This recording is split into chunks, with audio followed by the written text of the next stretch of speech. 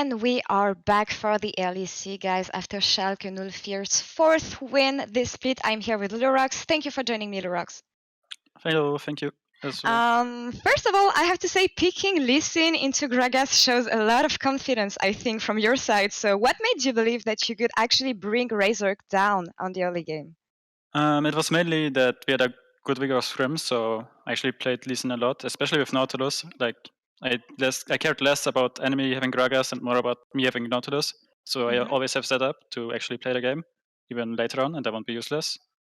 So yeah, since the scrims went good with Lee into Gragas as well, I just picked it today. Okay, and it showed on stage, so good on you. I think it's the first interview we have here, and looking at the game you guys had, it seems that you're on the right track for summer. Are you feeling more comfortable with the team now? Yeah, by now I feel really comfortable with the team. Like at the start, it was a bit rough. I got kind of thrown in, and there were also some team issues that had to be resolved until then. But by now, like we scrimmed with this squad for like 3-4 weeks now. We played together, so by now everyone feels comfortable, and we only get better at the moment. And it's a super good news. I mean, even if games don't matter when it comes to the playoff race for Schalke, I think being able to play LEC games as a training for summer can be super important here. So last question, how do you feel towards summer when you see that you were able to put a performance like this against Misfits today? I think we will only get stronger towards summer, and like for the rest of the spring split, we will still try to win every game. It doesn't really matter for us that we're out of playoffs. It's just that we want to show off that we're actually better than how we played before. And then, yeah, in summer, our goal will be to reach playoffs and potentially worse, for sure. And I cannot wait to see the face you guys will have in summer. Thank you very much, Lorax, for the interviews. And we're going to take a break now. And coming back, Excel will face off against Fnatic. Don't go anywhere.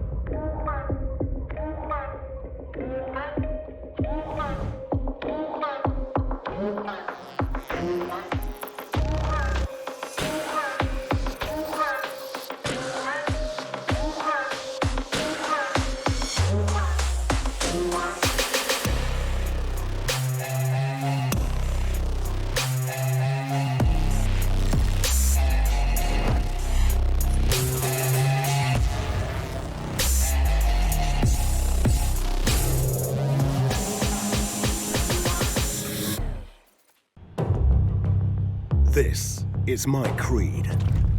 The boots that make me faster. The items that make me stronger.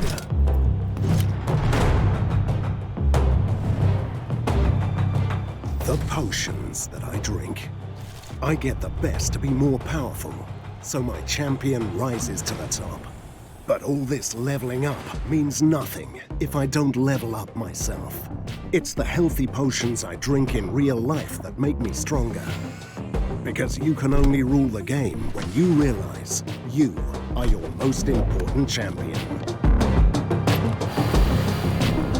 To play like a pro, eat like a pro.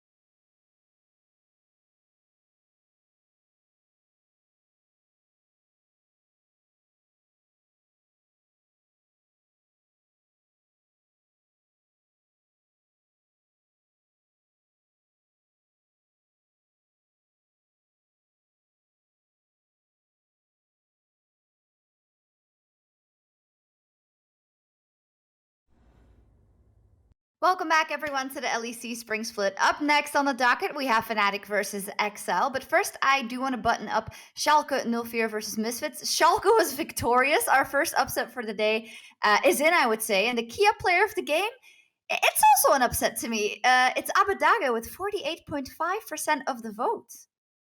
Honestly, Abadage smurfed big time. We called the upset, and he did super well on the Azir. He kept composure, and he played against a very OP Ornn. It didn't look like Misfits knew how to utilize it, the draft around it, and in the end, he almost pentakilled. Let's call it the pentakill. Look cool.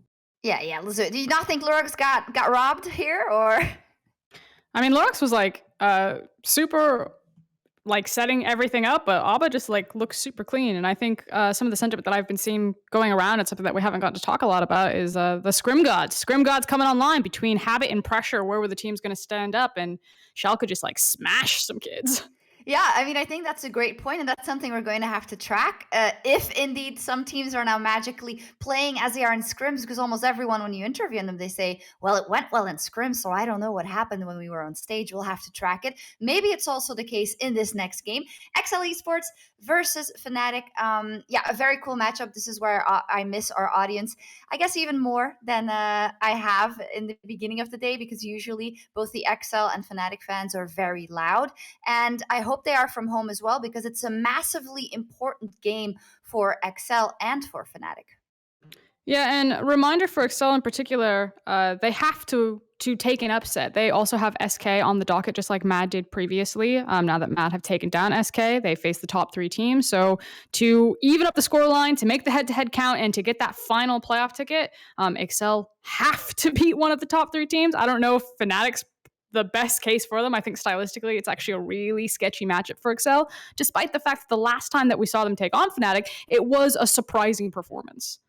I think also, like, considering the timeline of everything, the last time we saw XL play was them in a game against Vitality, where they practically got carried by their draft. Vitality had the better early game, and they are on the bottom end of the standings. XL really need to show us something different, because right now their performance just doesn't cut it in order for them to achieve playoffs here.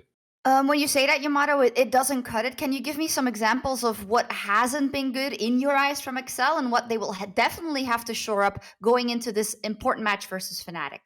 Honestly, the key thing for me has been their mid to late game. Their early games have been strong. Even last year, Caedrel has piloted some good early games. But then the mid to late game, when it comes to pressuring around the Nashor, in this particular replay, we see that XL is preparing around it. But the key step that they're missing is that they need to pressure Varus all the way into the turret. Comp is farming away in the mid lane. He's not pressured at all.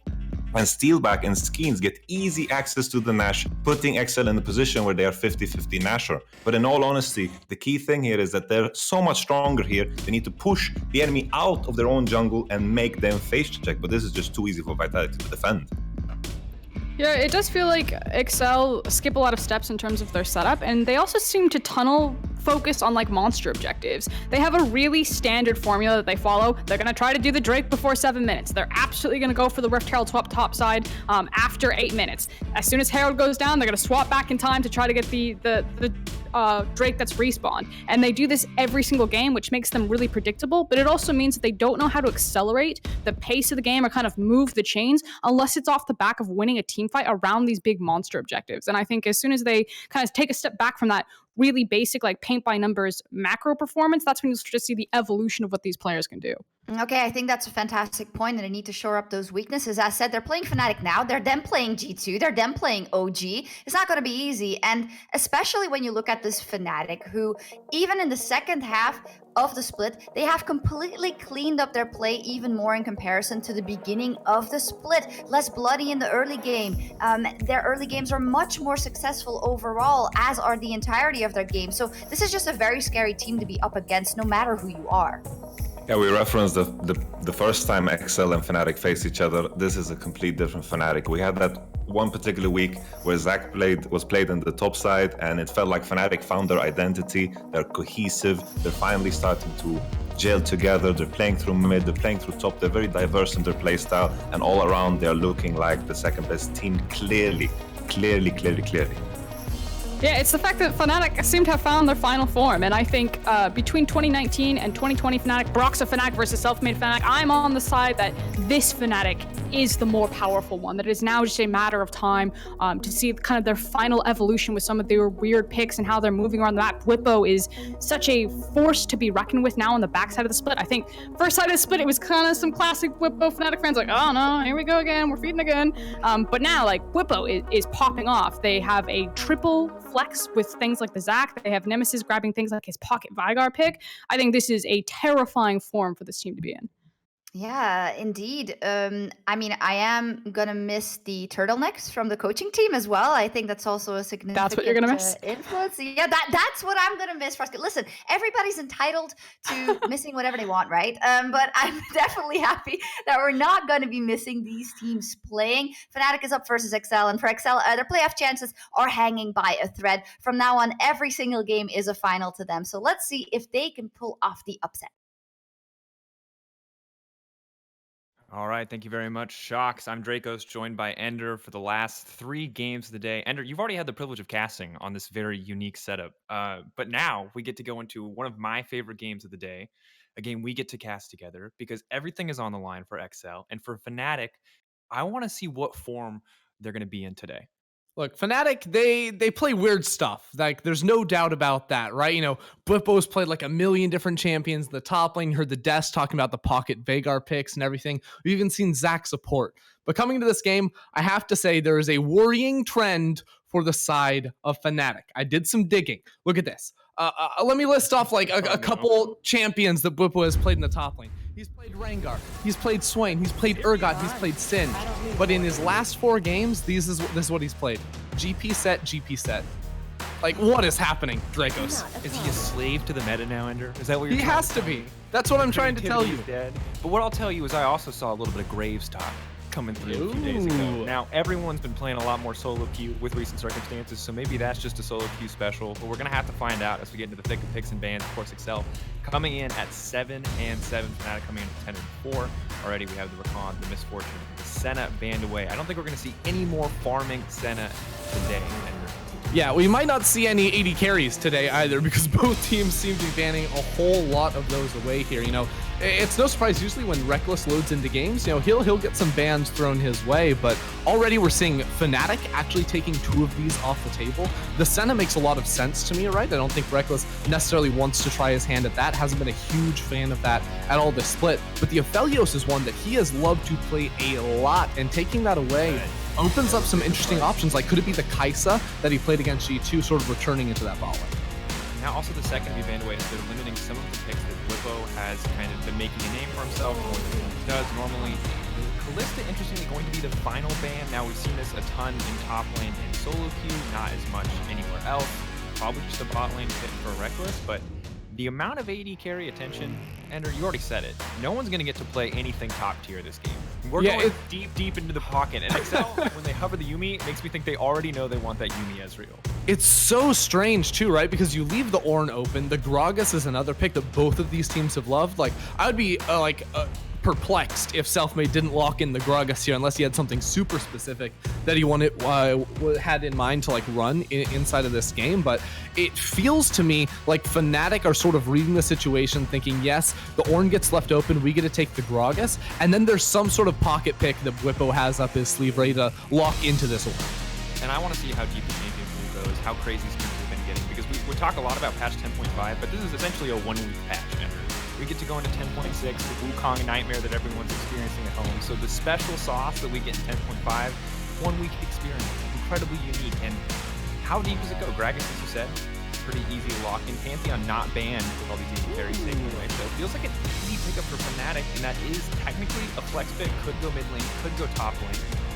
I think Bwipo wants this one. When we had him on PGL a few weeks ago, he was talking about how like his favorite champion of the game is Pantheon, and he loves it and didn't even know why he hadn't played it sooner. So I like this in his hands, especially because Fnatic love to run these plays where Bwipo just pieces out a top lane. You know, the early TPs in the bot lane, post level 6, see him reset and then look for an ult into bot or into mid lane. There are a lot of really good options for a champion like Pantheon in the hands of Bwipo.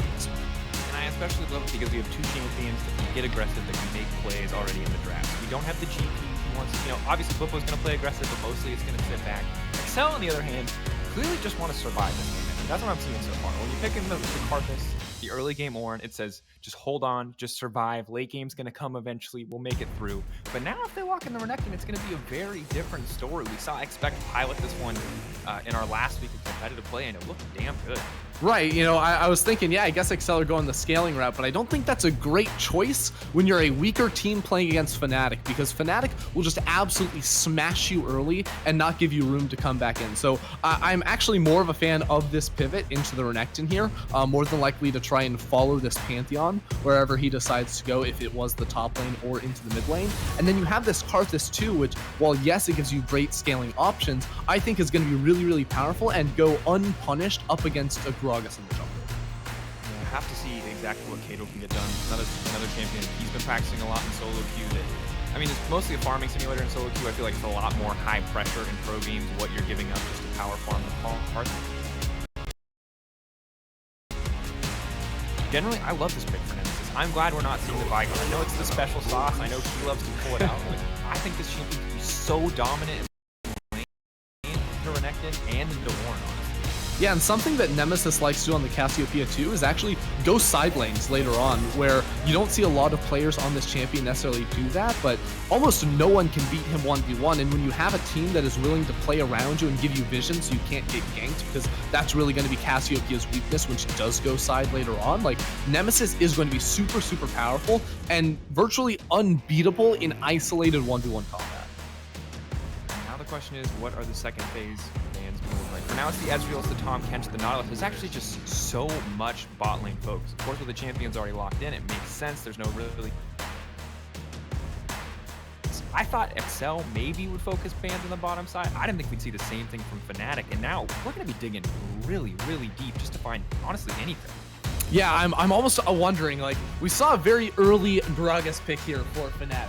They always have the option to go for these late flexes. We've seen Gragas support in the past. While I don't necessarily expect that to be the option here with the champion like the Thresh open, I think that would be a great lock-in here for Fnatic. It is one of the strengths of Fnatic drafts because they've shown that they can flex so many different champions between multiple positions. We've seen it like with the Zac in the past, right? So I do always feel some sense of like uncertainty when you do enter the second phase whenever Fnatic's on the rail.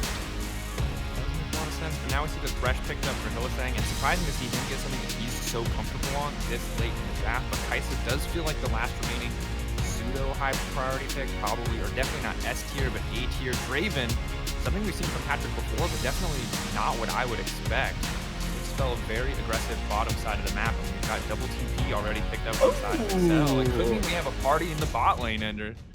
Oh, wait, do they lock in the Blitzcrank next to it? Because that would be absolutely wild. All of a sudden, you give yourselves a very clear area of the map to play against. We saw Blitzcrank locked into Thresh a lot, especially on the world stage, where you can just, pull him straight back on in there whenever he goes for a hook. There's a lot of easy punishes right there, assuming you are landing your skill shots. And, given Excel's engage tools already, where you have an Ornn as well, you have the setup now to have a pretty strong backline with the Karthus and the Draven, the engage tools as well, and the ability to play through bot lane, which is something that analysts have been asking Excel to do for weeks now. Okay, but to be fair, no one said do it against Fnatic, Ender, and this is where I get scared, because this is the double TP bot team. This is what they did for an entire year with Broxah on the lineup to find those wins, and now you've got the Draven, you've got the Blitzcrank, you've got all the tools to win out.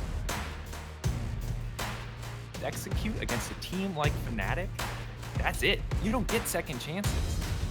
Yeah, it's gonna be difficult for them for sure. You cannot make mistakes against Fnatic, especially when your playoff line life is on the line. We've seen other teams slightly above Excel already falter in the standing state with Misfits dropping down, but every single game Excel have to come into, and they have to find some kind of an upset. This week they have Fnatic today, G2 tomorrow. If they want a chance at playoffs, they're gonna have to upset somewhere. Yeah, and as I said, with the Misfits loss, it's no longer a pipe dream. It's very much possible. It's in reality, especially if top teams keep losing to bottom teams. So if Excel can find a win here, that's going to be everything. That's going to be massive because their schedule is brutal. Their schedule is miserable. They play every single top team. But if they can find a win here by shutting down Fnatic's bot lane, it's going to be big for confidence and it's going to be huge for the standings. I'm putting so much faith into Patrik as well on this Draven, the signature pick. You know, we've seen him play it in the past back when the name was Sheriff, and a lot of resources going into him in this game up against Rekkles. This is going to be a really pivotal matchup. You look around the map, it is the Patrik show we are going to be waiting for, and something a lot of fans have been waiting to see as well. And something that, in general, I just think is one of the biggest strengths of Excel is how solid Patrik and Torre have been for this team. They were both kind of diamonds in the rough last year, I think, if you want to say, when Torre was Norse.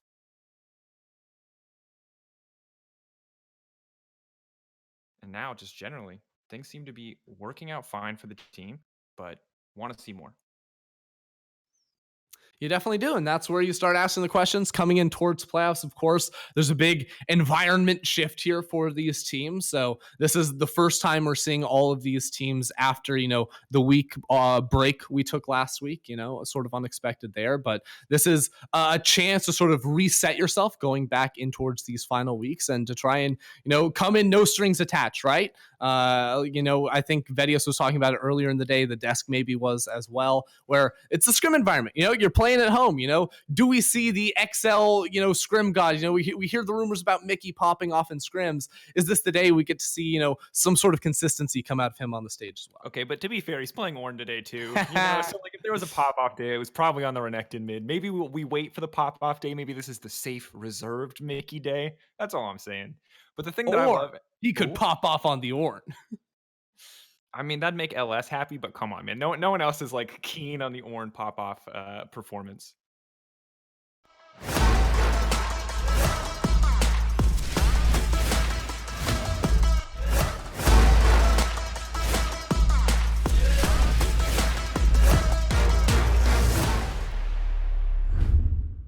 Gambit and already Excel are losing.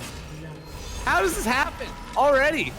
What's going on? I was about to come into this game and be like, look, you don't want to play around bot lane early because the TPs are going to come in. But then Fnatic just hit you with the classic level 1, and now Torre's down a life. That's going to be first blood going on to Hylissang, so it's not going to be the end of the world. It's not like Rekkles rolls into lane with an extra, longsword or something, but still, not the start that Excel were looking for. And really, when you fall behind Blitzcrank Draven lane, you're going to get more opportunities to come back. But Rekkles wasn't really going to be able to play the lane, especially against an Exhaust Draven, the dark technology that G2 themselves have honestly plagued probably every lane with. We saw it in in-houses when 5 people took Exhaust. Now we can see it in the bot lane when a Draven just runs down a Kais with Exhaust. It's going to be difficult for Rekkles. Yeah, I especially like the Exhaust pick here on a Draven in particular because, you already know that guy's going to be hard to beat down, even if you are one of the big damage dealers for Fnatic later on, right? Like in any kind of 1v1. Like Pantheon would love to jump on that dude, but now that he's gotten Exhaust, there's no way you're going to ever beat this guy. Yeah, especially when he has stand aside to interrupt the jump as well. So things don't get easier. But now another pause coming through. We'll keep you guys updated on what exactly is going wrong here.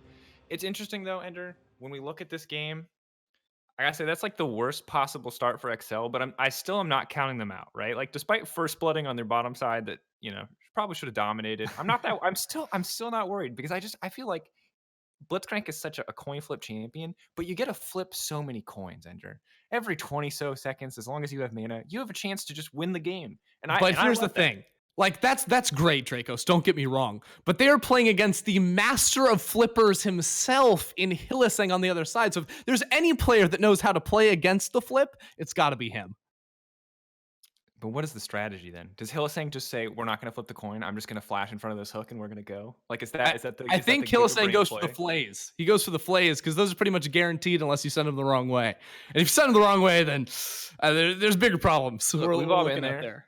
Many historic moments from many different supports. Shout out to our boy Yellow Star back in the day. It's an easy ability to fumble in moments of high pressure. Ender, 10-5 is a bit weird to me as a patch. Because a lot changed, right? And I don't think we're going to get to see a lot of the things that I was most excited about because the Blade of the Rune King buffs made every single champion feel so oppressive. And while there is a Renekton on the top side, I can't imagine the Renekton or the Pantheon are going to bust it out, which makes me sad because I liked the Aurelias. I liked the solo Q spice that was coming out, and it just hasn't been there yet in the games today. Yeah, maybe we'll have to wait for it a little bit later on. It's also one of those things where, you're going to see it a lot, especially when it's like a bruiser or fighter matching up into a tank. And because we don't have any of those direct matchups going on, at least in this game, it's something you're probably not going to see a whole lot of. The other thing that I think is weird about 10.5, and it's not just like the changes that happened on it, it's that technically this is the first day we're seeing LEC players like in the LEC playing on this patch. But we're all on 10.6 now. So it's like we're seeing it for the first time, but we're already moving past it. It's a really interesting dynamic because usually you have that like buffer week in between where you see what teams have their first initial read on it in week 1, and then week 2, they make some slight adjustments. But now it's just like we're on 10.5, and then we're going to piece out to the next patch like very, very quickly. 10.6 is the one that gets me excited, though, because we're getting closer and closer to Fiddlesticks rework, and all I really want to see is Fiddlesticks be competitively viable. The first legitimately creepy champion we've ever made.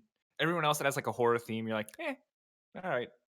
So like here's the deal with Fiddlestick. Love the theme, love everything. I got the chance to play him. Like this was like a few months ago. Don't get me wrong. Back when I was in LA, but I don't think he's going to be a super competitively viable champion. Like at his core, he's still like the same like fundamental champion in a lot of what he does. I think he got a lot of really cool things that he can do now with the passive and little scarecrows. He can drop down all that. The big power with the ultimate is like getting that AoE fear coming out of the Fog of War. But I would be very surprised to see him catch on in pro play unless he was like pretty overtuned on release. Which, to be fair. And if history and or Wukong changes are any indication, he might be. I don't think it's possible. Wukong already hotfixed, folks. It's possible.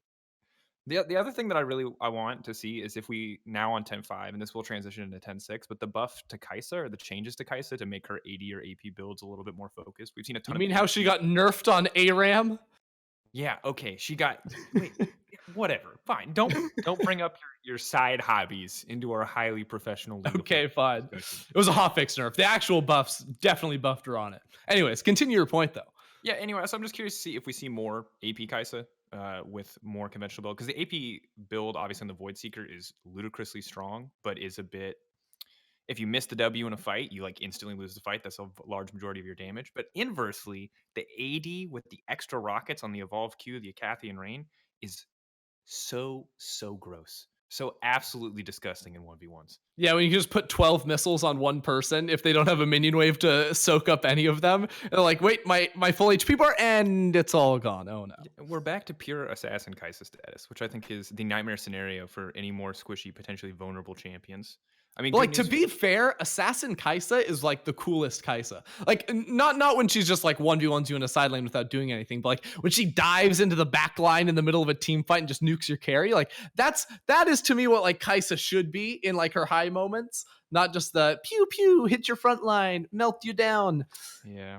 It definitely feels like budget Vayne when she's not like using ult to reposition in a fight. You're just slowly walking backwards with E, invisible for a second, auto attacking. Yeah, I agree. And my dream here, and bear with me, Ender, I'm a bit of a brewer when it comes to theoretical interactions. This one's quite simple. We'll call this a tier 1 interaction. You Kai'Sa ult into the Karthus, you one-shot him, great start to a fight. Hylissang lanterns you back out as your Rekkles, bada bing, bada boom, you won the fight. I think that's pretty good. That is sweet. If Lantern had 4,000 range. Which, as you might know, it doesn't. So, this is your mission, should you choose to accept it, Colorcaster, is find a situation where this could be viable. All right, so here's how you do it. You drop the Lantern down, you flash over the Baron wall, you hit the blast cone over yet another wall. There's your 4,000 range. And you're also taking Ghost and Predator because that's what Thresh does. All right, bad news. Hylissang did not take Ghost or Predator, so... What is he thinking? I know. Not a fan of my interactions. That's fine. For anyone wondering, we're still in a pause situation. Comms issues, I believe, for both sides. We are getting those resolved quickly. Obviously important to be able to talk in game. Also important for our rest to be able to hear, competitive integrity, and all that jazz. Keeping it together here on the LEC Break podcast, brought to you by KitKat. It's Dracos and Ender. Speaking of being able to communicate with each other, so I was in the pregame lobby before this one, and Epect rolls in, and he's typing in Korean, right? So I'm like, okay, I highlight all his messages and I put them into Google Translate, and he's just listing out all of his teammates' names like very clearly. But when you put in Caedrel, or the line that should be Caedrel, it comes out Cathedral. Which I think is great. And if you guys don't know, Yamato Cannon calls Caedrel Cathedral all the time, and I think it's amazing. So Also, there you go. to be fair, if you're Excel, you're praying every game that he's coming to your lane. He's the only way you're coming out, especially you got the Ornn lane, you got the Renekton Pantheon lane. That lane's over with a single gank for one side or the other. So at this point, look at him like a cathedral, pray a little bit. Maybe he comes to your lane, maybe he gives you attention. Because I don't know. After the Maokai GP lane, like top lane is so weird to me now. I don't know what to expect. And I just think just snowball someone on the top side of the map. I don't care which team does it, just someone should. Because watching Odo just be incredibly obnoxious on Maokai made me realize how much I missed having tanks on the meta and how glad I am that I do not play top lane when tanks are in the meta. Dude, you're just glad you don't play top lane, period. I don't care if it's tanks or fighters. Like, I can't play that. That's because I'm bad. I can't win a 1v1. That's why I play bot lane. No, but it's because you want to have impact on the game that you don't play top yeah, sure. lane. Yeah. Like, who cares about the 1v1? Like, top laners are a different breed of people, right? Like, they're the people. What's a good way to describe them? Like, the whole, like, someone's house could be burning down, right? But as long as they like win the 1v, like, they're fine. You know, that was a terrible analogy. I was trying to go somewhere with it. If they could use water to put out the fire on their bed, but the rest of the fire burns down, they're happy. That's the type of player a top player. They've been social isolating for as long as they've been playing. You know, they're not interested in team games. They're not interested in sticking together. That's the top laner MO.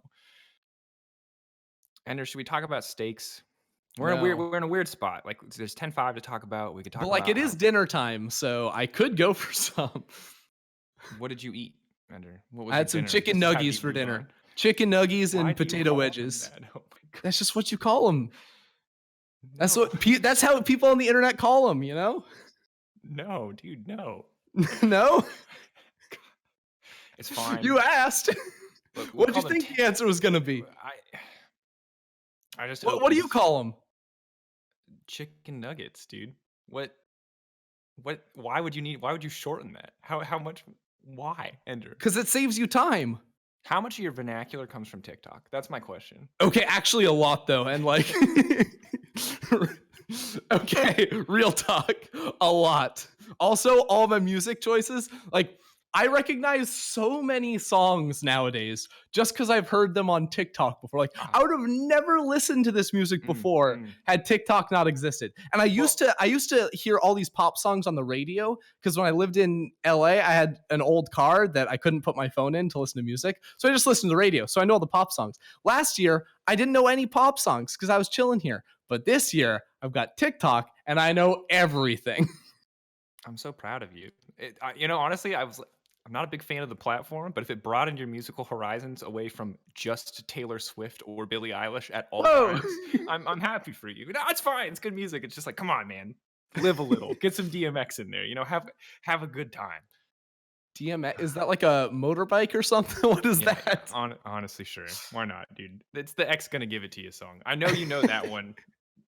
Come on. I do know that one. The best though is when Miyu Yamato went to a comedy performance, and there was some like guy from like the 2000s who did a musical bit at the end, and you and Yamato were just like losing your minds. I still don't know who the guy was. Dude. Okay, well, I was really concerned because when you started referencing a Dave Chappelle show that we went to see together, it could get very inappropriate very fast, but thank you for keeping that wholesome. It was Most Def for any hip-hop fans. Most Def, for sure, bro. No, man. Most Def came on stage. Yeah, totally. And then there's like, oh, cool. There's a guy on stage rapping. I don't know who this guy is. Fine. It was like good music. I was vibing, you know? It was all right. I think we've hit our allotted quota of random off-topic nonsense. Okay, pull me back. So I'm going to bring you back into some stakes. So coming into today, I was really thinking that this game would be sort of make or break for both Rogue or Misfits, because essentially at this point, if Rogue or any combination of 2 XL losses and 2 Rogue or Misfits wins, right, locks both Rogue and Misfits into playoffs, right? Mm-hmm. So sounds good. But I never thought that Schalke were going to win.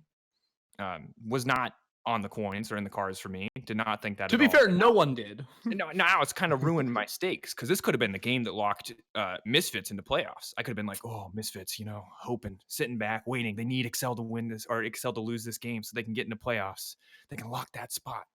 And now I don't really know. Now it's like the same stakes, just kind of delayed. Like they need Excel to lose this game, and then they also need to win tomorrow. Yeah, because I mean, if you look at the standings right now, right? Like you have Excel currently with 7 wins, and then you have Rogue, Mad Lions, and Misfits all with 9 wins. Rogue have a game left to play today, but it's against G2. So I'm going to go ahead and say it's like fairly likely that they're going to have 9 wins continued at the end of the day. So if Excel were to win this game, they'd be 1 game down. That sounds great for Excel fans. The bad news is Excel lost both games they played against Rogue. They lost both games they played against Misfits. But the good news is they won both the games they played against Mad Lions. So, like, yes, they're going to be 1 game down from Rogue and from Misfits. But the real battle, I think, for 6th place, assuming that, Rogue and Misfits don't completely tank towards the end of the season, is going to be between Excel or Mad. And it's really especially intense because a lot of these battles, I think, hinge very highly on Mad Lions' performance on the day, right? As you know. But one of the things that really stood out to me is from talking to G2 players specifically about Mad Lions. They're like, yeah, these guys are geniuses. They're so good or they're terrible.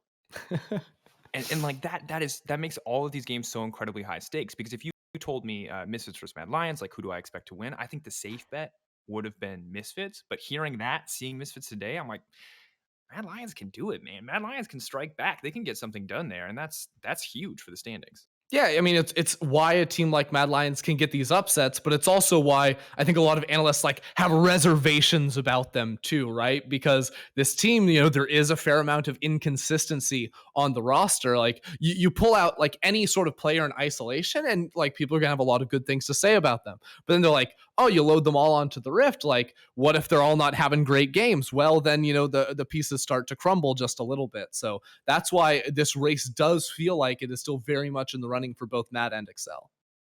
Do you think the Trundle pick that we saw today, do you think that's real spicy special tech? Because I'm uncertain because it was played in a game versus SK, right? And SK obviously very low down the standards. So why burn your secret sauce, right? Why use that there? I'm wondering if it's a bait, if they're just trying to fish for a Trundle ban. See, I would be really surprised to see a Trundle ban against them. And that's why I'm like, I don't know if it's necessarily a bait. It's more of probably oh, we've probably scrimmed with this. Can we try it, in a quote unquote real game, right? So it was an interesting one for me that I think worked out pretty well. And I'm curious to see if we see any more of it. Well, I'm curious as well. For now, we are going to toss over to the analyst desk. Apologies again for the delay. I'm sure we'll get more context there. We'll be back shortly. Thank you very much indeed. We will, of course, give you updates whenever we get them in as well. But that does give us a chance to vamp a little bit here on our online desk. It's always weird. I mean, when we're in the studio, we don't have a desk ending, and now nobody can see the desk. So philosophically, I'm struggling with the whole situation, I gotta say. But what I do know is that we can talk about the game. We're just chilling here, Sharks are just hanging out. Yeah, we can talk about the game in terms of the draft that's come in. I think I missed the initial first blood. I think there was a skirmish that happened early. Yeah, exactly. Same for me. But the draft, I would think that you had some question marks, probably for the Fnatic side. I actually thought that, okay, so here's my tinfoil hat. I'm putting it on. I felt like there was a plan that Fnatic had something spicy with the draft in terms of either flexing a Cassio or a Pantheon, perhaps even into the bottom lane. But it felt like Fnatic bailed kind of halfway through it as soon as they saw the Draven and the Blitzcrank come out. The fact that they saved the ADC Kai'Sa reveal pick for so long. So as I was watching kind of what was happening with Fnatic's draft, I was like, okay, that could be Rekkles' Cassio. That could be maybe a super special pick coming out for Nemesis in the mid lane. I know that Nemesis is very well known for his Cassio, and he's an amazing player. But that's kind of what it felt like, just watching it tangentially. I think the key thing is that Excel kind of unorthodoxly, with all of these AD carry bans, they went all out picking top, mid, jungle, first 3, allowing Fnatic to easily just lock in, knowing that most likely Ornn is going to go mid. Cassio's a good champion into it. You have Prio, you get to have some mobility early on, you get to impact the map. Ornn gets to scale, of course, and then later down the line, I think Excel just kind of showed the fact that they can lock in Draven into a player like Rekkles, because of course he's not going to play a Caitlyn. He's most likely not going to play like an Ashe, because these are the champions that are usually good into Draven. So it just makes for an exciting matchup. And always with Draven and champions like this is the whole early game becomes about Draven, because the moment there is some impact in the bot lane and Draven goes 0-1 or 1-0, it kind of changes the whole flow of the game. And it's kind of, I like the suit for XL because they need to show us something explosive, but at the same time, Fnatic is so good at impacting bot lane, so it's just makes up for an exciting matchup. Yeah, but I have a lot of questions about kind of how they play around the Draven. Because I agree, like Draven Blitz, you obviously just want to sit and camp that lane or give it resources. Obviously, with Caedrel on something like a Karthus does have gank access and it has decent skirmish access, especially in 1v1 scenarios, just because of the damage on his Skittles. But usually Karthus, if he does ganks around level 4 when he gets access to Wall of Pain and he can like rock up into those lanes, throw down slows. It's not like you can get wave prio on Ornn. Like Ornn can get wave priority pretty easily, but at least when Fnatic play Ornn, they max E as opposed to maxing the W or the Q that you'll sometimes see in solo queue depending on matchup. And if this Ornn goes for an E max to try to compete with wave clear, he has to put himself, he kind of does the combo like Galio, where he kind of like Qs through the wave and then he walks and then he E's back towards his tower like how Galio would Falcon Punch, and that just allows Cassio to just walk you down with poison. So I'm trying to think of like who actually gets down there for the Draven and the Blitzcrank if they don't just want to try to force the 2v2, like if they actually really want to hard pressure this lane. And I think it actually has to be through the potential Renekton. I don't know, I think XL will try to attack somewhere else, but otherwise I think it's just Draven and Blitzcrank trying to crack Rekkles and Hilly. I don't know if they have the experience necessary on those guys playing weak side. Oh, that's I mean, there's a lot to think about, clearly. Unfortunately, the game is still paused. Hopefully, we'll get into it pretty soon. I do have an update in that XL is swapping out one of the PCs of the players right now. Hopefully, that shouldn't take that long. It's obviously a new situation for everyone, but we will see. Yamato, what do you have to say to the draft and to the game plan from either side after Indiana's points? I think the key thing is the globals. Like Carter's ult is going to impact bottom. If Ornn is going to be able to have the space to walk down bottom, it's going to be amazing. And at the same time, Fnatic side, they have the Pantheon, the Gragas. They can easily create a snowball onto the Renekton early on. Sure, Carter's pathing, we saw in the game that he's starting from bottom side, going into top side. This is going to matter. It's all about how those globals end up into bottom, because I see bottom like Rome and all roads lead to Rome. That's a good point, and I think whenever we watch a Fnatic game, we know that a lot goes on around that bottom lane as well. I am getting the cue that we are very close to the teams being ready once again. So with that, let's get back to our casters, and please, Ender, stop talking about TikTok. Thank you. Wow, not cool, Shocks, but thanks. We're back into the game. So rude. All right, Dracos, talk to me. Where are you at? All right, it's going to be Ender solo cast from now on. Good news, people in chat. Weird champs only. We're going to be waiting to get back into the game as soon as possible. What? No. Okay. We had like a good 15 seconds, guys. It was a good run, but not enough, unfortunately. Yeah, no more weird champs. Give me Monka hms. That's all I want. I want Monka hms and nothing else. I see.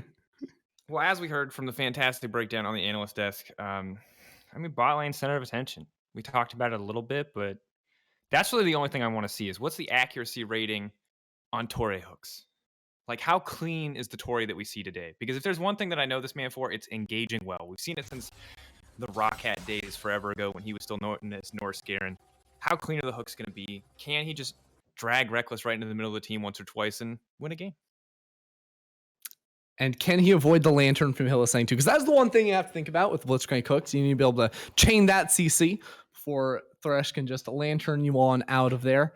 Hopefully we'll be able to get back into this one as soon as possible. It feels like, we had that first blood so long ago, Dracos, right? Torre went down. But as a reminder, the gold all went on to Hylissang. So bot lane's still pretty fine. It's not going to swing the matchup too terribly much for these two guys, but to be fair, Ender, yes, there's a window of opportunity here because when we look at the scoreboard in game, right, what we can see is that Hylissang has spent no money, which means that kill gold is effectively worthless. But you know what else Hylissang has done? He's used Ignite, which means Torre has Ignite advantage as well as even gold. for the start of the game because he was smart enough not to use a pot in that exchange. So really, super big brain getting caught if he goes for the all-in in the next 2 minutes. I mean, Dragos, that's like a fair point. When you brought up window of opportunity, I thought you were saying we could make like a pizza run before this pause finished, but I guess we have different priorities. No, as we learned, you can't AFK during a pause for even a second, or you get enderweirdchampodcast.com. You gotta be vigilant. You think you got That was time a for a bathroom great- break? You're wrong. By the way, that website still exists, so I would highly recommend checking it out. See, this is perfect because I get to promote Euphoria and you get to promote Ender Weird Champ. It's Yep. really the culmination of the two things that we both love so much. Honestly, the Weird Champ's gotten to a point where, like, you know, those companies that like don't advertise ever, but like everyone still talks about them all. Like that's sort of like where I'm at with the Weird Champs, you know? Like Hoover, right? Yeah. Like no one calls it a vacuum, at least in the UK or in Europe as far as I know. They always say Hoover, right? That's a brand, dude. How deep in are you? That company owns that mind share. Brilliant.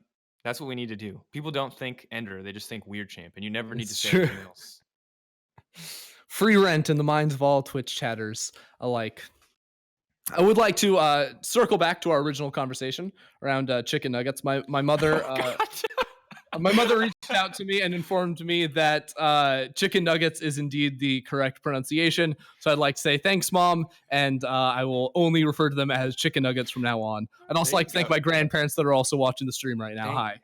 Thank you, Mrs. Enderke or Ms. Enderke. What is your mom? What's your last name? Mrs. Fry. Ender Mom. Ender Mom. Ender Mom. Ender Mom. Thank you. That we give that a solid okay, champ. In my book. You know what I mean? That's what you like. You'll love to see it. This is just the tendies of a new era. You know what I mean? I'm not with it.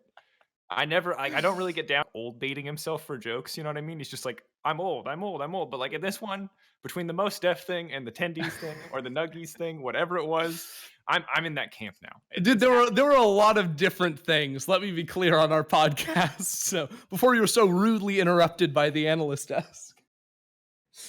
I'm trying to think about what other interesting podcast subjects that I would like if I was specifically to invite you on a podcast, what would I talk about? I think it'd be champion balance, champ design, because you've experienced there. Okay, I love that. Min-maxing Karthus jungle clear routes, because those are the two things where you're like certifiably the most qualified person on our broadcast. That and TikTok, but no one wants to hear about TikTok. So like, you can pick. We can talk about balance and design, and I've got many questions for you. Yes, balance design. Let's go. Hit me. All right. And keep in mind, people, we may be getting back into games shortly. Hopefully, we're working on it. Me and Ender are in game. We get to see the all chat. Thrilling back and forth of people spamming the letter R for ready. No, I dragged it off my screen. I haven't read any of this. Wait, that's a story for the next. If there's another pause, we're going to tell the story about how you don't have chat on one of your accounts. Yeah. Drake, okay, it's a really weird champion to me, right? Because like when the Draven player is good, he feels ludicrously oppressive and horrendous, like just absolutely imbalanced. So I'm curious, from your perspective, how is Draven like as a balanced champion? Is it just that he has a skill cap and then it's like only certain people are good at him, so he's fine? I think there's a lot going on.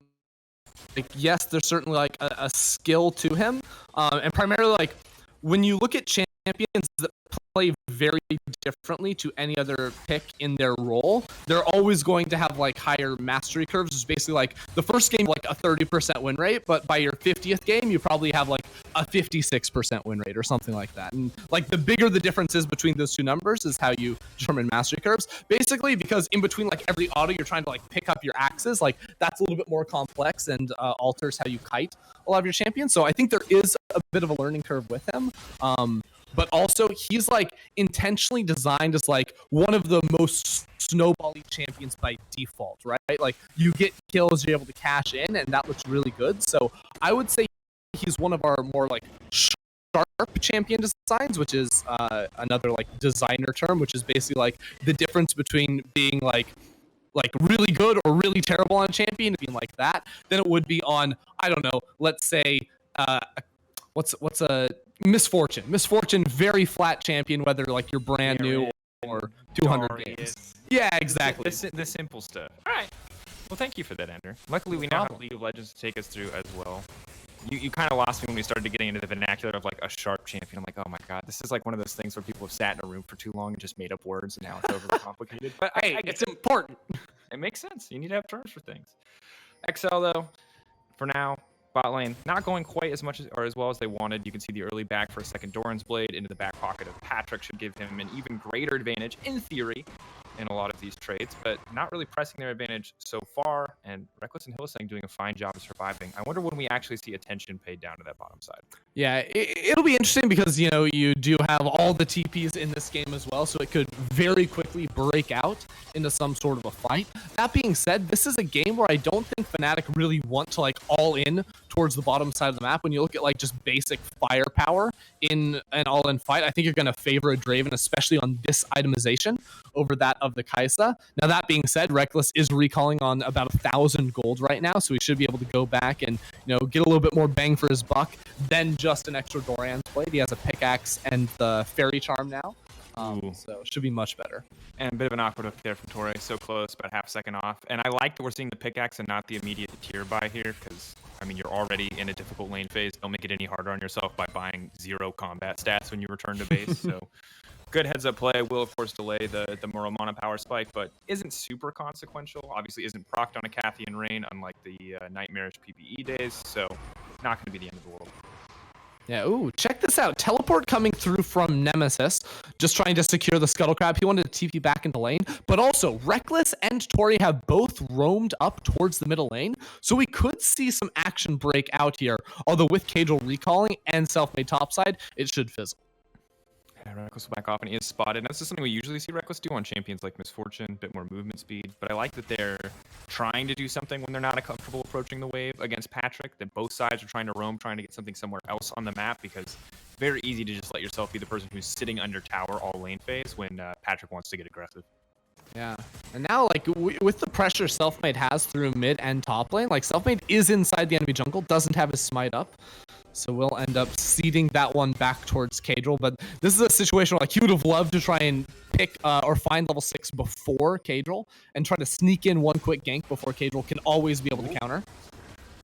Selfmade's gonna have to walk out of the jungle. Doesn't really feel comfortable taking the 1v1 against Caedrel. Of course, isolated damage on the Skittles is gonna make a very difficult lay waste, a very oppressive ability. But Bwipo smashing in these trades on the top side of the map. Fast Conqueror procs are making this pretty, honestly, unlivable for Epect at this stage of the game. But now Mickey gonna be the one in trouble. Nemesis chasing down, a bit more follow-up damage. Twin Fangs hitting hard, but are they gonna commit fully for the dive? Does not look like it. Don't want to risk it on the Orin kill.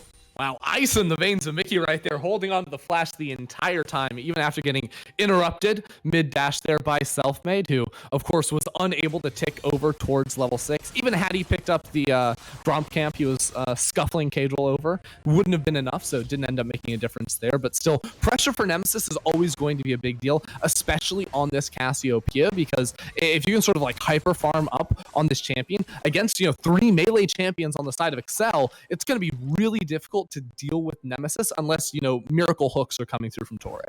Now I have to see how Nemesis is going to handle this situation, because it is the Ignite for Mickey as well, picked up courtesy of the Summoner's Spellbook, but Nemesis remains unfazed, and Hylissang is already on the way up. Mickey, how many lives is he going to have? Big gusto to not flash last time, and isn't going to burn it this time either. Honestly, Mickey's so patient on these Summoner spells.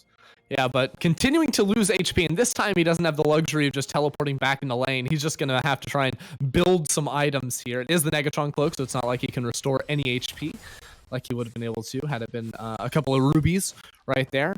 But I think we're already seeing a very different game than Fnatic is normally used to playing. Like, usually their games are a bit more explosive early on, but after seeing the draft, especially with the Draven Blitz in bot side, I think this does make some amount of sense. And now the difficulty for them, I feel like, is going to be realizing that with Caedrel having access to R, now when Selfmade would realistically like to start making plays, they have to be very aware of how low they are going into the play. Otherwise, that Requiem comes down to get nuked. Yeah, and also just the sheer threat of the Draven finding a kill because of that makes everything more difficult. Rekkles is going to be very vulnerable in this lane. Even Hylissang, the Lantern Shield, not really enough to mitigate that Karthus ultimate. And Patrik with an XP advantage for now. Selfmade, though, does tick over to level 6. You've got level 6 for Nemesis, level 7 for Bwipo. So we could have some plays across the map. Fnatic could try to fish for something bigger here if Bwipo wants to roam out of this lane. Well, I think look at bot lane too, because you have a TP coming in. Hylissang wants to go forward. play. The hook's gonna come through where it's gonna go. Patrik gonna get knocked back, doesn't even need it. Bwipo gonna grab that kill. Excellent start for Fnatic. Yeah, really nice setup there. It was kind of apparent when you saw Hylissang posturing. He had access to the lantern the entire time, but with the TP coming through from Bwipo, Excel are not able to react. And Fnatic just play this beautifully because Nemesis had even walked up into the top lane to pick up that big wave. Now Bwipo, instead of recalling and resetting top after denying himself a wave effectively, just swaps straight back up in towards mid lane. So they're never losing minions on the map, even when they are teleporting around. And that's why they're sort of the experts of these early game TP plays, because they almost never sacrifice much of anything for them. And the incredible thing here too, as well, Ender, is that now that we have Cassio committed to the top side of the map, Pantheon gets to walk mid, and now he can ult to either side. Semi-global, no longer a concern, because when he's playing through mid lane, he gets to ult to any lane he wants. So, once again, just fantastic map movement from Fnatic, grabbing the Ocean Drake for themselves as well. 1.3k up, only 10 minutes into the game. It's an excellent start. And so we shift our attention mid lane. Expect's going to have to be careful here. Point and click the stun. The hook's going to be the follow-up. Pulled right back into this one. The box coming out too. Oh, Renekton's got to run for his life. The hook comes in for Blitzcrank. It's going to be enough. The 1-for-1 traded back. And Patrik going to grab that cash out. Yeah, well, Fnatic trying to speed things up. Excel needed to find a punch back, and they did. But here's the problem. Actually, top lane getting frisky. Nemesis has to sidestep as much as he can, but here comes the Karthus ultimate. Ulti coming out as well. He gets shut down before anything else can happen. Well played by Nemesis. Yeah, Mickey thought he could win the fight with the Requiem coming in, but with the Ravenous Hunter, I think, on the Twin Fangs from Nemesis, he sustained through so much of the damage, landed the ult to stun, and everything worked out so well for them. Now, circling back all the way to the fight in the mid lane, yes, Patrik got the kill, but remember, a minute before that, Fnatic had killed Patrik, so he lost 75% of his stacks and really wasn't able to cash in on much. Yeah, a bit of a sad state of things going on. Fnatic. They're able to find that kill. Now Nemesis has to play fancy footwork, and Caedrel's getting a little bit embarrassed here in this 1v1. Is he going to connect to Skittle? Doesn't need it. Auto attack! The death by a Karthus. First time we've ever seen that in League of Legends history, folks. Coming through here.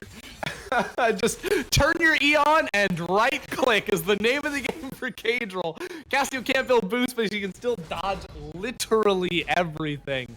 Man, I feel for Nemesis in that situation. He was outplaying it all, but you can't dodge right clicks.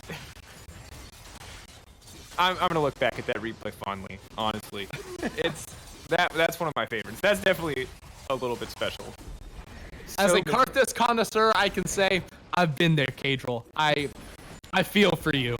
There's the Karthuses where they hit every Q and you feel like there's nothing you can do and it's a point and click ability, and there's the Karthuses who can't hit a Q and you wonder why anyone plays this champion. And Caedrel, he had one of those why would anyone play these champions kind of moments. Man, it's tactical, okay? They're zoning Qs to get Nemesis to juke back into his E, okay? That's the strategy.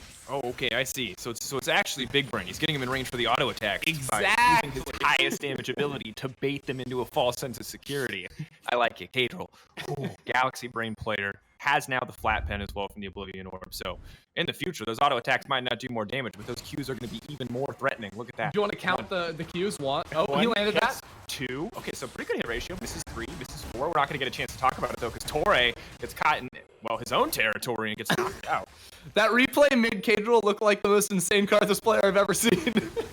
That's called He landed selective 50%. editing. That's when you get the montage. Now Bwipo's looking for his own montage. Another kill picked up on Caedrel, and Excel are getting dunked down across the map, but now they're going to look for some retribution. Expect dashing in, is going to find the stun. Wants to dice right back out into Bwipo. Mickey coming in on the backside, uses that Summoner Spellbook Exhaust. TP coming in as well, but Fnatic are definitely going to be winning the fight here. Mickey tries to run to safety, but his own pillar blocks him from dashing out, and that's going to be it.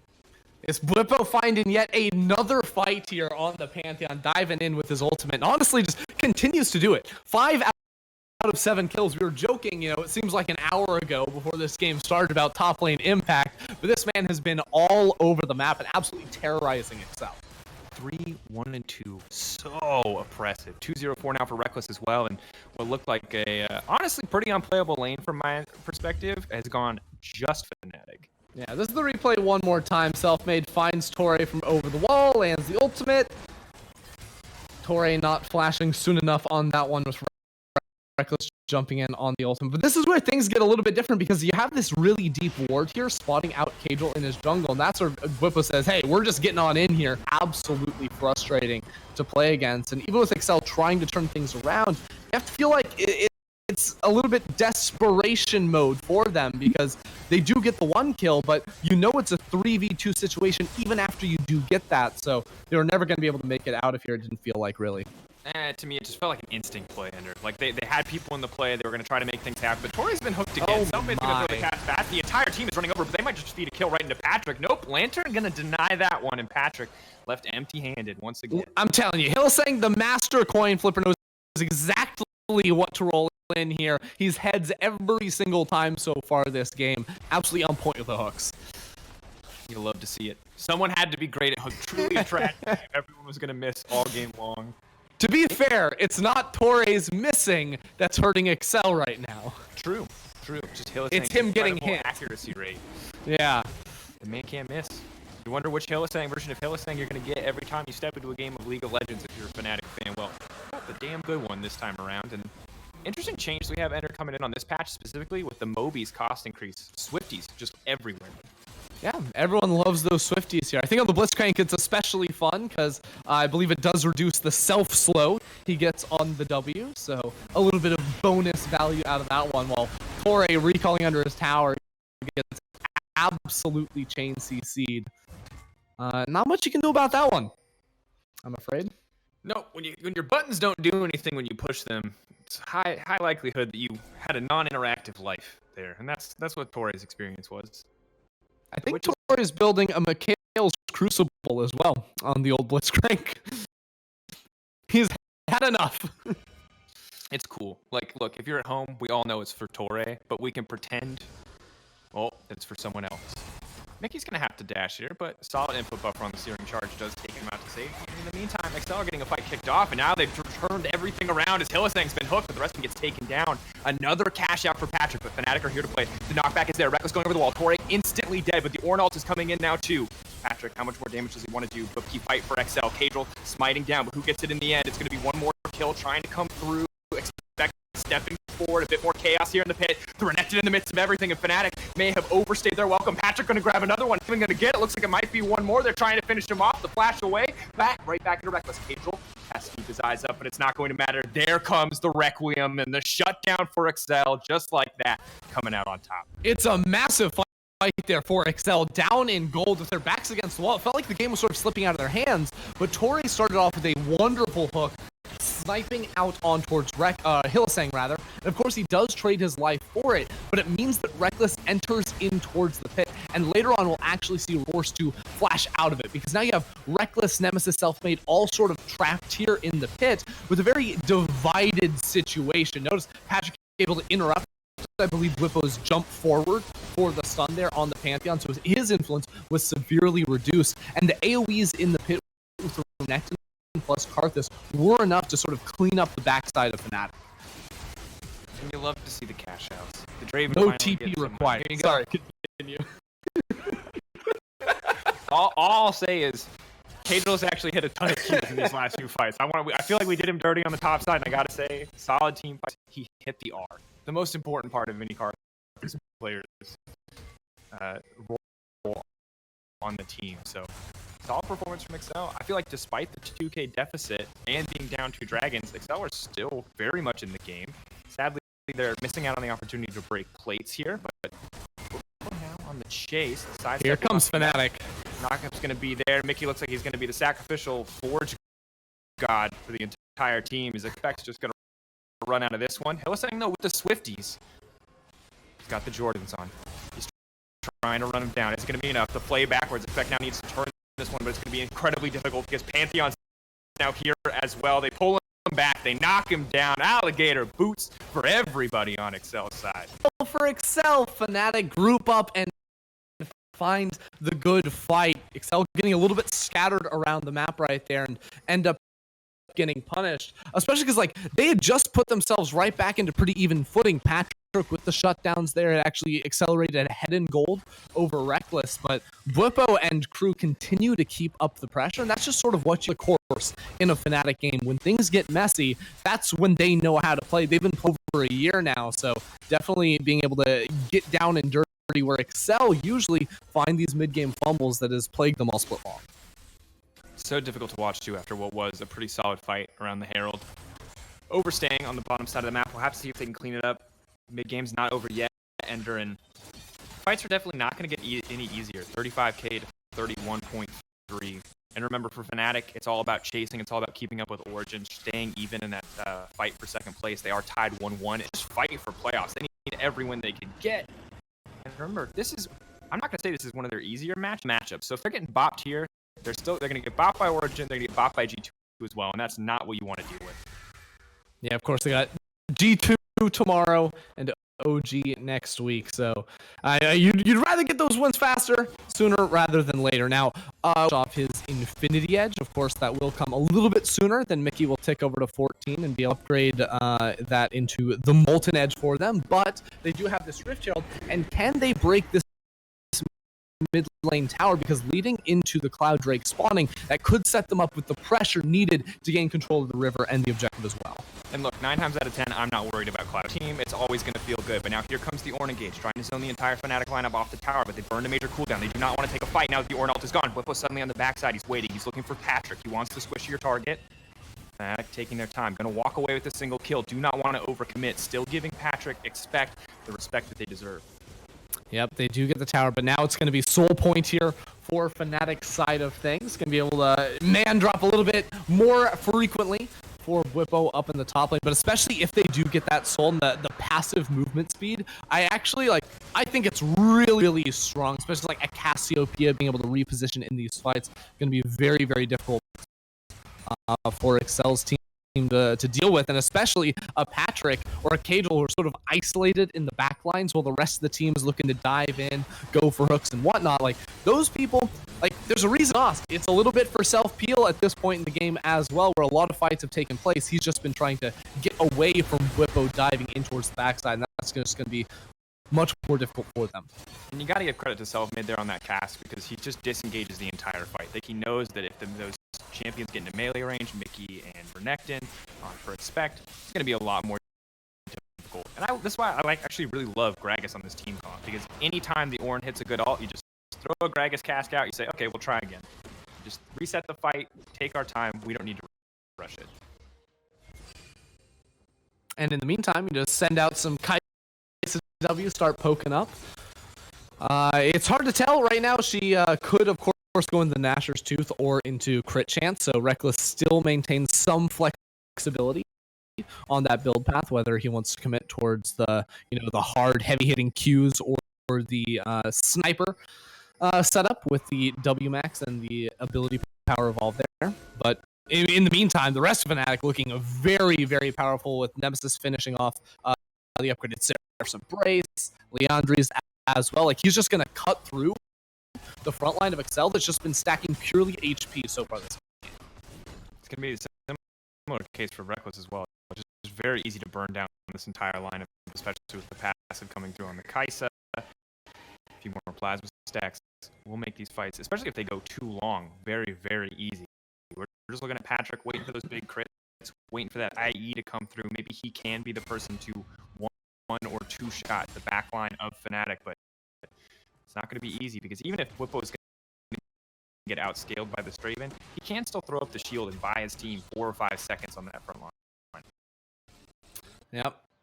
In the meantime, Excel have to ask themselves, like, how do we even play the map at this point? Like, side lanes are going to be losing, mid lane, Draven's not going to be able to control any sort of a minion wave. That's one of the weaknesses of the Draven pick. Barring his ultimate, he's going to be all single target, so whenever he faces off against Rekkles inside of the wave, it's always going to be Fnatic getting that initial push. So Fnatic should maintain full control over the map. That means full control over the river and neutral objectives, and the ability to look for picks too. He can get caught out by the hook there, but obviously has the unstoppable, can walk away, so they're not going to give up too much. Looks like Rekkles will be going for a bit of a split build here, has the AD evolve, and now it's looking to get the AP evolve as well. The flash forward, Rekkles is going to manage to make it out of that one, and has to feel bad for Tori, but still the fight's going to get kicked off. Ornn ult coming out. Excel have definitely stayed too long, however. They're going to walk away. A few ults worse for the wear. Yeah, right now Fnatic have a wave down bot side, so I want to see Nemesis go.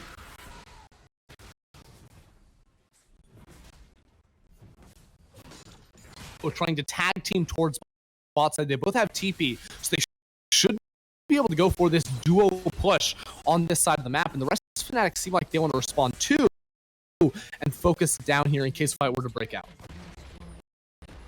Does look like a bit of a reset though for now. Fnatic pulling back up towards the mid lane. Come with this one quite yet, and I think good that Excel do not try to overcommit. They of course do have the luxury of the Draven ult, the Whirling Death, as well as the Card Assault, but not overstaying their welcome there in their own jungle.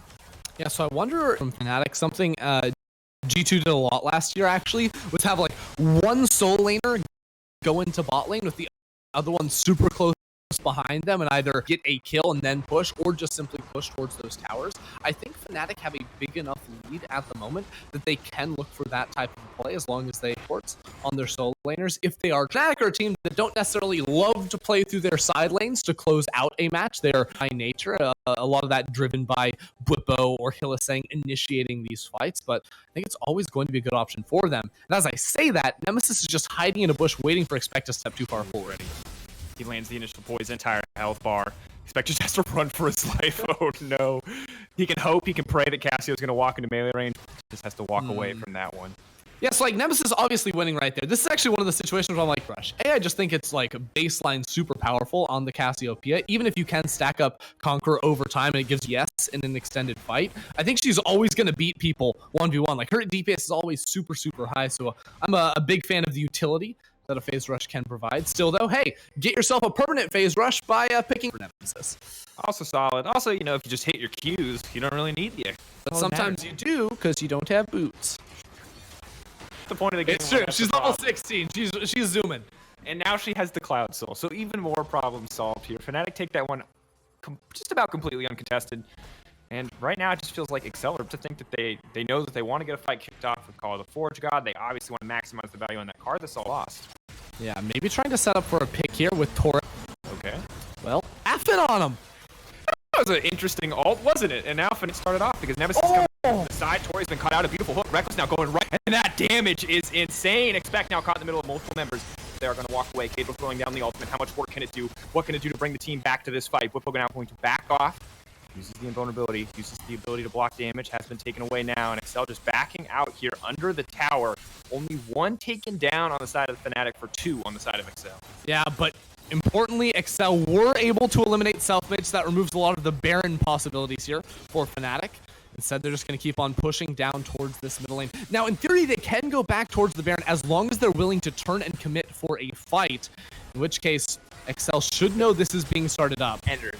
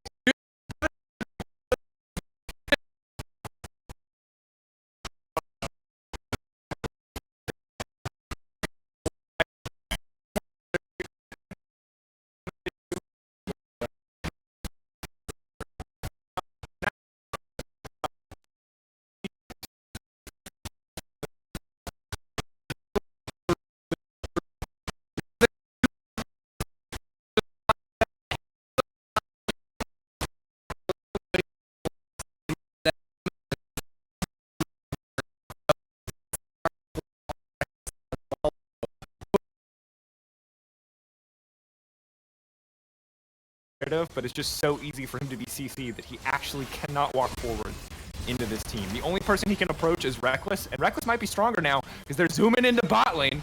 Spec buys a bit more time.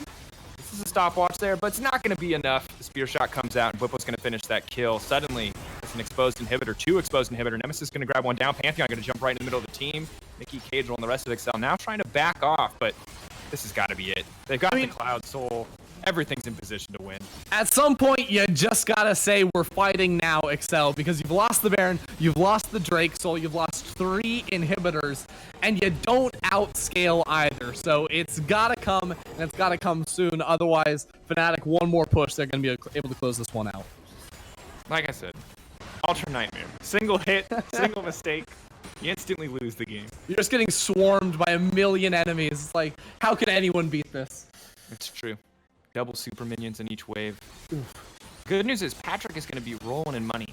Bad news is he's also probably going to get one shot if he missteps at all, because he has a Mikhails from Torre, but Torre keeps dying at the start of every fight, which means he might not get the chance to use it, and it's going to be all on that dirty, dirty exhaust.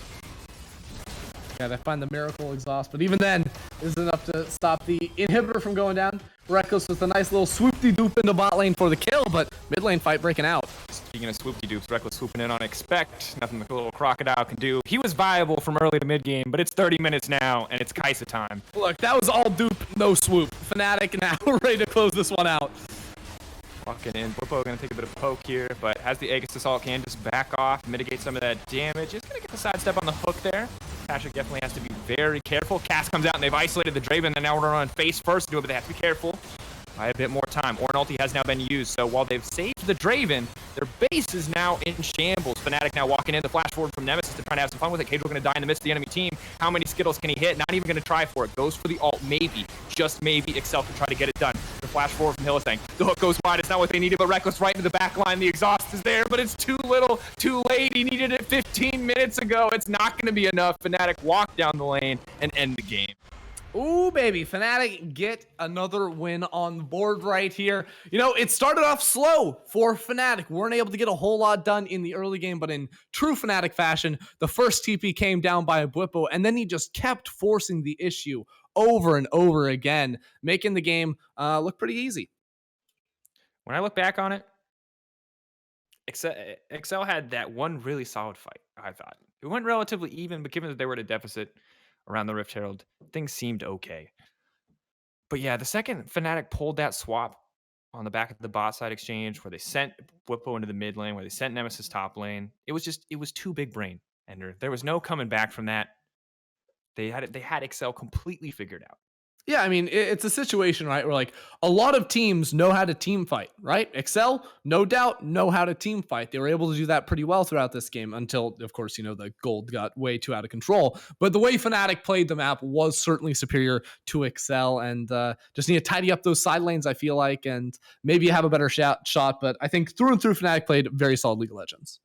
Yeah, and not really lots to take away from this game. I don't think we saw any kind of crazy picks or crazy strategies. Bwipo showing his hand on Pantheon top is something that we've seen a lot over the course of the league. So if you're going up against Fnatic in the days to come, you're not really any the wiser from this game. And really just Excel fans have to be somewhat disappointed. Because as we said, this is the first of many hurdles that lie ahead of this team. And if they want to knock Mad Lions essentially out of playoffs, they're going to need to win a lot more games. Yeah, we knew week 8 was going to be the hardest week of the split here for Excel. They have G2 tomorrow, and you know that, of course, you're not going to have a ton of high hopes for, but going into week 9 especially, I think is where Excel just have to find something, because we're getting to a point where there's going to be no coming back for this team for playoffs.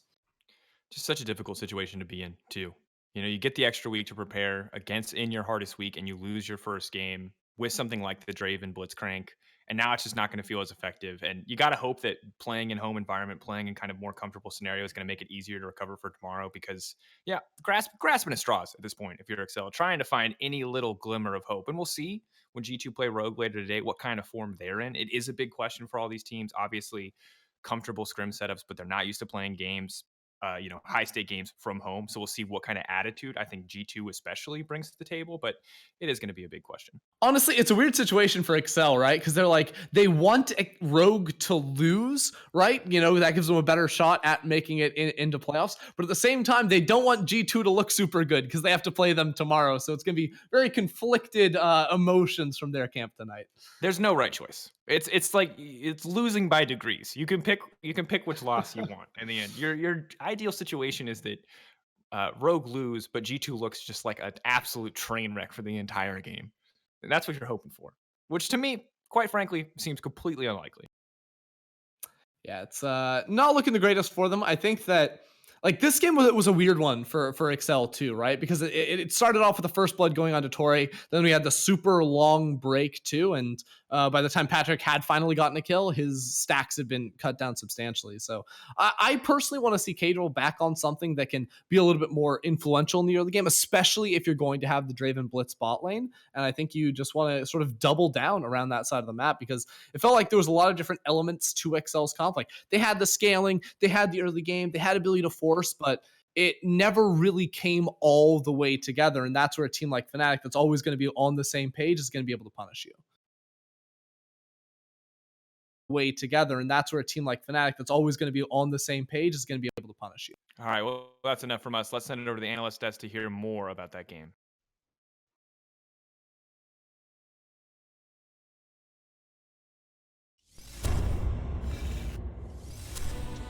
We are 1-11, so the split is kind of done for us. I think right now it's about going for summer, make sure we end on a better note and make the dynamic like good for the start of summer split. Saken is on the Nexus. Vitality have done it.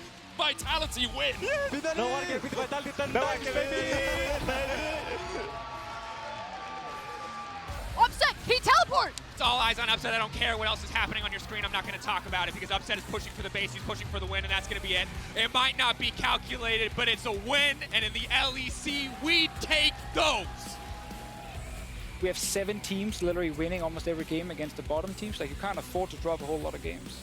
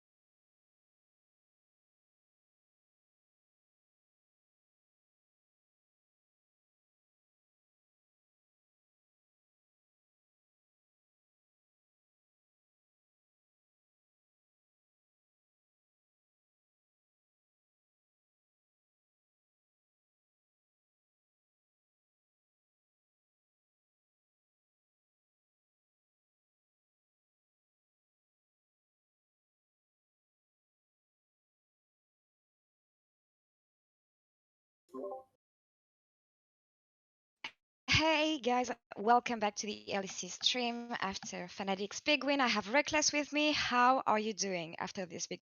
Pretty good, I would say. It's weird, but pretty good. I feel like everyone's very happy.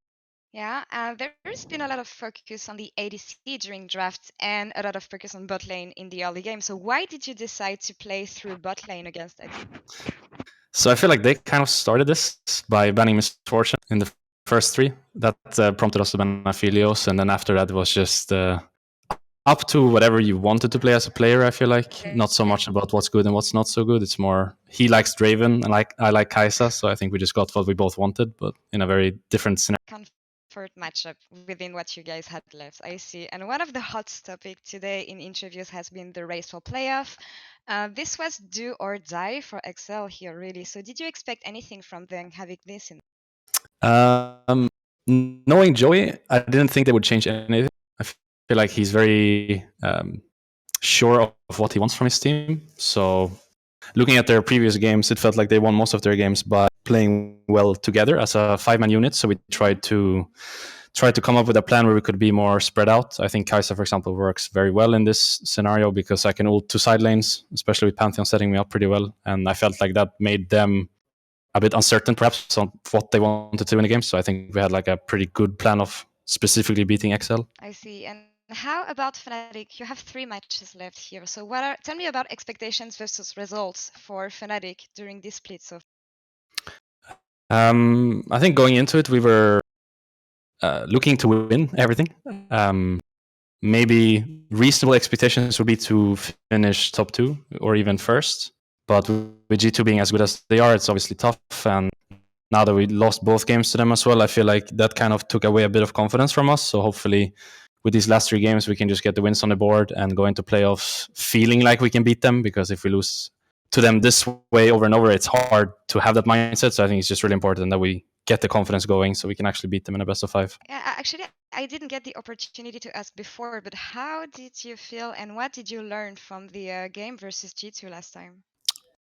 I think the most important thing that we learned was that we need to be less stressed out in the big games. I feel like when we play these big games, everyone wants to win so badly that we almost like try too hard and lock ourselves from playing well or doing well or talking well, whichever way you want to put it. It just feels like we are trying so hard to win that we're actually locking ourselves out of winning. So I think the most important lesson we can take is that every game's the same, regardless of who we're playing against.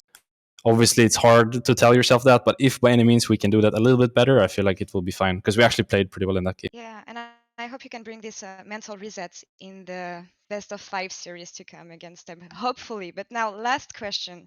Tell me about the main focus to get the 3 wins you have left. I would say the main focus is just making sure everyone's comfortable. It's a very strange scenario for everyone, I guess. It's for us, for the other team, for you guys. It's like for playing at home. You mean? Yeah, for playing at home. It's a very strange scenario. So I think the most important thing that we can do for these games is just making sure everyone's comfortable, feeling like it's the stage day and it's not just a scrim. I feel like that's a very easy trap to fall into, feeling like it's just another scrim, not really having the mood for the stage game. And I think we're trying quite well here to just make sure that it's like a stage feeling. I think that's pretty important and something we should aim for the next couple of games. Okay, so how about this stage feeling? You got Kia player of the game here. Thank you. I don't know if I deserve that. I felt like I had a very easy time this game with my teammates doing so well, but I've been working really hard on my Kai'Sa, so I'm pretty happy about that because I feel throughout my career I've never been like a great Kai'Sa player, so it's nice to see that people recognize me for my Kai'Sa play sometimes. And it's nice to see you shine on this champion. Thank you very much, Rekkles, Thank for you. the interview. And we're going to take a break, and coming back in 3 minutes, OG will play against Vitality. Stay tuned.